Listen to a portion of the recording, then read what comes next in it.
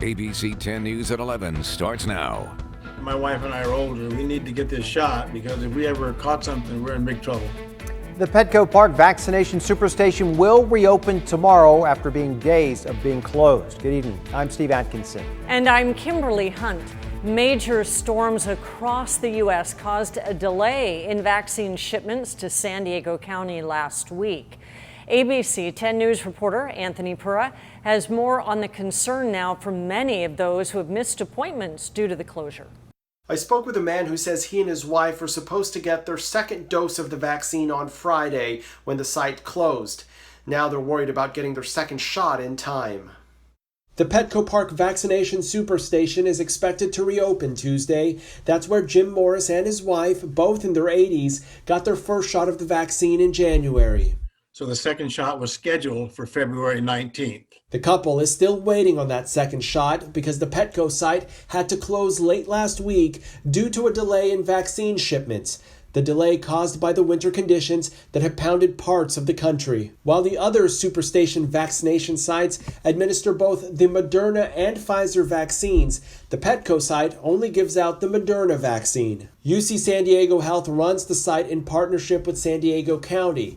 The county says it received 10,000 doses Monday, 5,000 of which were Moderna. Late in the day, the decision was made that they will be giving the Moderna doses to UC San Diego Health so it can reopen the Petco site Tuesday. It's recommended that a second dose of the vaccine be given within 21 to 28 days of the first. However, the CDC says patients can wait up to 42 days. Morris and his wife say they are now waiting anxiously for a new appointment. And so I'm concerned about getting my shot, the second shot, within the 42 days. And I haven't heard anything yet. UC San Diego Health says appointments for a second dose are automatically rescheduled, and people affected should check the MyUCSD chart website for updates regarding their new appointments. Morris says they are looking at alternative sites to get the second shot just in case their appointment isn't scheduled soon. My wife and I are older. We need to get this shot because if we ever caught something, we're in big trouble. Anthony Pura, ABC 10 News. And the county is opening 2 new vaccine clinics. One opens tomorrow at the Borderview Family YMCA in Otay Mesa. The other is in Lemon Grove. It opens Sunday at the Lemon Grove Community Center. Another tragic milestone this pandemic as the U.S. surpasses 500,000 deaths from COVID-19. Bells at the National Cathedral tolled 500 times today, once for every 1,000 lives lost. President Biden has ordered flags at all federal buildings be lowered for the next 5 days as the nation mourns. As we acknowledge the scale of this mass death in America, we remember each person and the life they lived. But there is also hope. The average number of daily cases has plunged 74% since January, and the average number of deaths are down 38% in the past 5 days. Meantime, millions of vaccine doses delayed by recent winter storms are now on track to be delivered by the end of this week. And the stage is set for the House to pass that $1.9 trillion coronavirus relief package. Today, the Chamber's Budget Committee voted to advance that bill. It includes $400 per week in unemployment benefits through August 29th, $1,400 direct payments for Americans making up to $75,000, a gradual federal minimum wage increase to $15 an hour by 2025, and $170 billion to help K-12 schools and higher education institutions reopen. Nearly 6 million Californians will be getting new stimulus checks. Today, the legislature approved $600 payments to people with low to moderate incomes. And that includes people who claim the California Earned Income Tax Credit. They typically make $30,000 or less. Immigrants who pay taxes using taxpayer ID number and make $75,000 or less. And people who get assistance from tax state programs benefiting low-income families, and people who are blind and disabled. Governor Newsom says he will sign the stimulus into law. Also today, the county reported 321 new cases. That is the lowest we have seen in a long time. And our 3% test positivity rate was also the lowest in months. There were no new deaths, typical for a Monday, so that total stands at just under 3,200. NTSB officials are in Denver investigating the Boeing 777 engine failure that happened mid-air. One of the engines broke apart minutes after takeoff and sent debris flying to the ground. You can see a broken fan on the engine in this video. Officials say 2 blades were fractured. The NTSB is now zeroing in on the Pratt & Whitney engine to figure out what went wrong.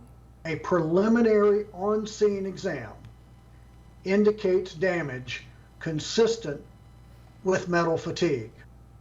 When no one was hurt, meantime, United Airlines grounded 52 of its planes. The FAA is calling for immediate inspections of the Boeing 777s with specific engines, and several other countries are banning the jets for now. It is still not clear tonight why a Marine helicopter from Camp Pendleton made an emergency landing near Torrey Pines. That Bell UH-1Y helicopter touched down in the Los Penasquitos Natural Preserve around 3:30. Miramar's pretty close, so we were thinking that it must have been a very dire situation for them to land in the middle here. There are no reports of any damage or injuries. Those Marines dispatched mechanics to look over the aircraft and determine if it needed any repairs. The helicopter is stationed at Camp Pendleton but is operated by the 3rd Wing at Miramar. Attacks on Asian Americans have been getting attention nationwide. ABC 10 News reporter Melissa Masiha shows how the community now has a chance to speak up to state leaders about the bad things that happen to them. The videos are hard to watch. Elderly Asian Americans attacked on the streets. No one should be attacked, and certainly not those in our community who've done so much for us, our parents and our grandparents. What's happening to us matters. Stars like Olivia Munn and Daniel Day Kim condemning these attacks. These are people that are elderly, often with pre-existing conditions, who are already afraid to go outside, and now they're fearing for their lives. Corinne Makapugay is part of the California Commission on Asian and Pacific Islander American Affairs. The group advises government on issues affecting the community.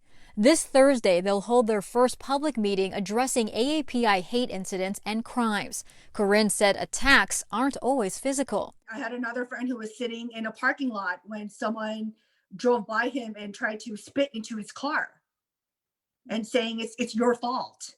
Her friend being blamed for the coronavirus. You can't be in this country. Anti-Asian sentiment caught on video over the past several months. Asian piece of Asian American Pacific Islander communities are not exempt from experiencing racism. The organization Stop AAPI Hate formed at the start of the pandemic. It tracked more than 2,800 incidents of anti-Asian hate from mid-March to the end of December. Its co-founders said it's an astronomical rise compared to the 100 or so incidents from various reporting organizations in previous years. We know that 2,800 is really just the tip of the iceberg. When folks experience something like this, their first instinct is not necessarily to get on their laptop and report an incident online.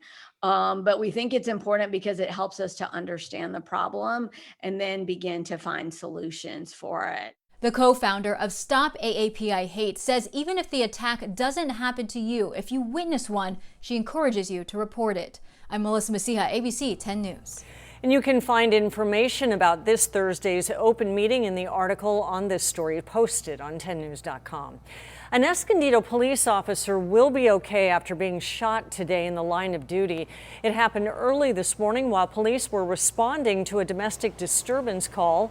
Suspect Anastasio Rosas shot the officer in the left buttock and then took off. The officer was treated and released from the hospital. Hours later, a tip led officers to a vacant apartment where a gunshot was heard. Officers found Rosas dead. Inside, they say he had shot himself. Their objective is to make their case and to be heard.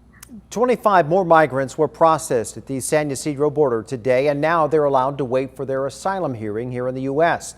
This is the first major change in President Biden's immigration plan. And today, a Los Angeles congresswoman visited the port to see the process these migrants go through. Our ABC 10 News reporter Laura Azevedo spoke to her about what she witnessed. I am here at the San Isidro Port of Entry. Documenting her entire day, Congresswoman Nanette Barragan of Los Angeles witnessed firsthand how asylum-seeking migrants are processed, now allowed to wait for their asylum hearings in the U.S. We're only able to see 25 migrants today, so capacity is certainly one of the issues that we need to do some work on. Friday marked the end of the Trump administration's Migrant Protection Protocols Program, or MPP as it's often referred to, put in place out of fear that migrants released into the U.S. would not show up for their court dates. So this is the bus arriving with the MPP migrants. Barragan is also the chair of the Homeland Security Border Subcommittee. She photographed as the families were accepted at the port and then boarded a bus once in San Isidro. There's a lot of work that still needs to be done. At this rate, it's going to take a very long time. In Tijuana, migrants have been camping out in long lines, hoping to be accepted. Right now, only those under MPP are being processed after registering online and testing negative for COVID-19. But let me tell you that their struggle is not over yet. It is very hard to get asylum in the United States. In a statement, Congressman Darrell Issa disagreed with the Biden administration's move, sending 10 News a statement, reading in part, Californians have sacrificed much waiting for their kids to be allowed back in school, their businesses to be reopened, and their church doors to be unlocked, saying it is fundamentally unfair that they will now be asked to foot the bill for housing, healthcare, and schooling for thousands of economic migrants who we are told cannot wait, adding that there is nothing humane about open borders for San Diego. Laura Acevedo, ABC 10 News.